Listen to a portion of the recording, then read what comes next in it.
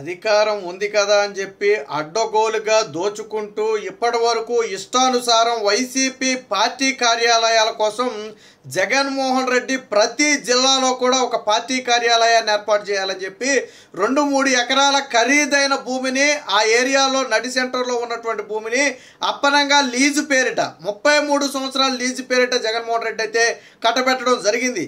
ఆ లీజు కూడా ఏడాదికి 1000 రూపాయలు.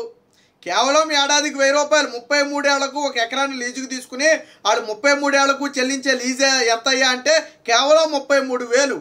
ఆ స్థలం విలువేమో 100 కోట్ల రూపాయలు ఉంటుంది. వీళ్ళు మాత్రం 1000 రూపాయలు లీజుతోనే స్థలాలను అయితే ఆక్రమించారు.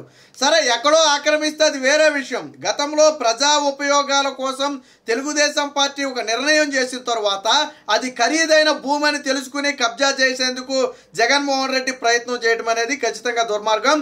ఎప్పుడైతే తెలుగుదేశం పార్టీ వచ్చిందో జగన్మోహన్ రెడ్డి అనుమతులు లేకుండా ఇల్లీగల్గా నిర్మిస్తున్నటువంటి ఈ వైఎస్ఆర్సీపీ కార్యాలయాల కూల్చివేతకైతే శ్రీకారం చుట్టారు. ముఖ్యంగా ఆ తాడేపల్లిలోని సెంట్రల్ ఆఫీస్గా చెప్పుకుంటున్నటువంటి ఒక భవనాన్ని జగన్మోహన్ రెడ్డి 2 ఎకరాలకు 2021లో లీజుకు తీసుకుని దానిలో భవన నిర్మాణాన్ని పూర్తి గావించి వచ్చాడు. అయితే ఎక్కడిది 2 ఎకరాలు అంటే వాస్తవానికి ఇది ఇరిగేషన్ శాఖకు చెందింది. మొత్తంగా అక్కడ 17 ఎకరాల భూమి ఉంటే అందులో 2 ఎకరాలు గత ప్రభుత్వ హయాంలో చంద్రబాబు గారి హయాంలో ఏదైతే మంగళగిరి ఈ మున్సిపాలిటీ సంబంధించిందో దానికి నీళ్లు అందించడం కోసం అక్కడ వాటర్ ప్లాంట్ ఏర్పాటు చేయాలని చెప్పి 2 ఎకరాలని సిద్ధం చేశారు.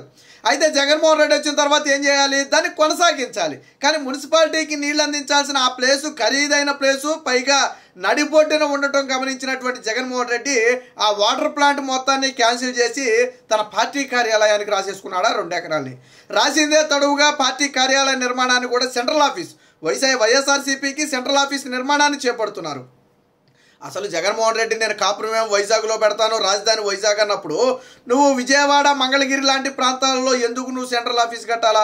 ఎందుకు తాడేపల్లిలో సెంట్రల్ ఆఫీస్ కట్టాలా?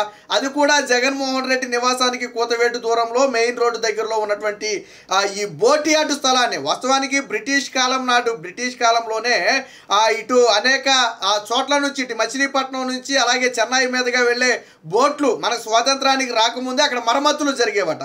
తరువాత స్వాతంత్రం అనంతరం దాన్ని ఎవరూ పట్టించుకోలేదు. అప్పుడు దాన్ని ఇరిగేషన్ శాఖ స్వాధీనం చేసుకుంది.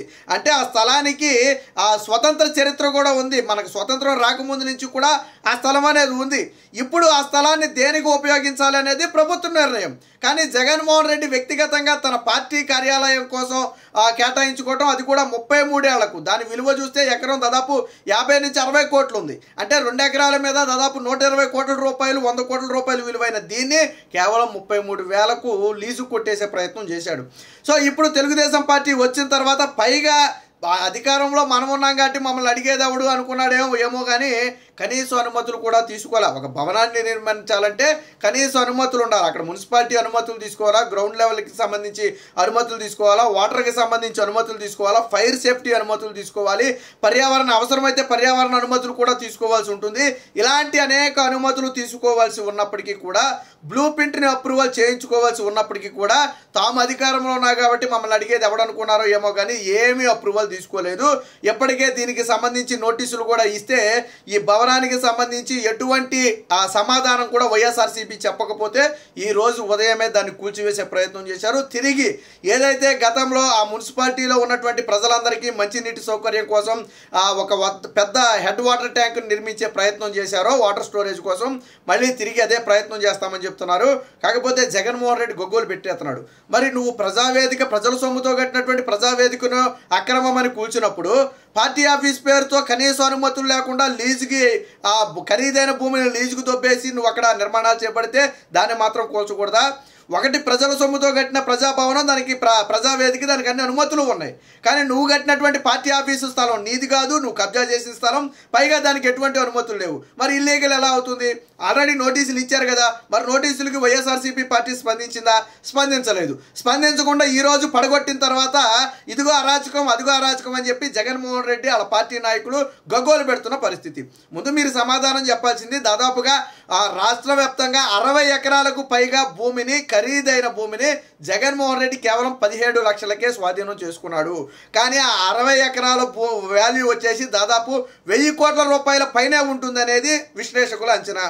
మరి అంత కారు చౌకగా భూమి ఎలా కొట్టేశావు? మంచినీటి కోసం కేటాయించినటువంటి భూమిని నువ్వు పార్టీ ఆఫీస్ కోసం ఎలా కేటాయించావు? గతంలో ఆల్రెడీ అన్నీ జరిగిపోయిన తర్వాత దాన్ని ఎందుకు రద్దు చేశావు? అంటే జగన్మోహన్ రెడ్డి తాము అధికారంలో ఉంటే ఇష్టానుసారం, గతంలో తెలుగుదేశం పార్టీ అధికారంలో ఉన్నప్పుడు పార్టీ ఆఫీసుకు స్థలాలు కేటాయిస్తే అప్పుడు వైసీపీకి కూడా ఇస్తామన్నారు, తీసుకోమన్నారు. బేసిక్ ఏంటంటే అన్ని గుర్తింపు పొందిన రాజకీయ పార్టీలకు రాష్ట్రంలో అక్కడక్కడ స్థలాలు కేటాయించవచ్చు, అది లీగలే, దాంట్లో ఇబ్బంది ఏమీ లేదు. గతంలో చంద్రబాబు గారు అదే ఉద్దేశంతో స్థలాలు కేటాయిస్తే నాడు రాద్ధాంతం చేసినటువంటి జగన్మోహన్ రెడ్డి ఈరోజు ప్రతి జిల్లాలో కూడా ఖరీదైన ప్లేసుల్లో 2 ఎకరాలు రాయించేసుకున్నాడు. ఇక్కడ కూడా 17 ఎకరాలు 2 ఎకరాలు కబ్జా చేసాడు. మిగిలిన 15 ఎకరాలు కూడా వదలడు. పార్కింగ్ పేరుతో వాళ్ళు వాడేసుకునే ప్రయత్నం, అంటే మొత్తంగా 2 ఎకరాలు లీజు తీసుకుని 17 ఎకరాలు వాడేసుకోవటం. వారు చూస్తూ ఎలా ఊరుకుంటారు? ఇప్పుడు కూడా తెలుగుదేశం పార్టీ ఏమీ చేయలేదు. కొంతమంది ఫిర్యాదుల మేరకు గతంలో దీన్ని వాటర్ కోసం కేటాయించినటువంటి స్థలం పనులు ప్రారంభించకుండా ఈరోజు వైసీపీ కార్యాలయాన్ని అనుమతులు లేకుండా కట్టారని చెప్పిన నేపథ్యంలో మీ దగ్గర ఉన్నటువంటి అనుమతులు ఏంటో చూపించాలని చెప్పి అధికారులు నోటీసులు ఇచ్చినా వైసీపీ పార్టీ స్పందించలేదు.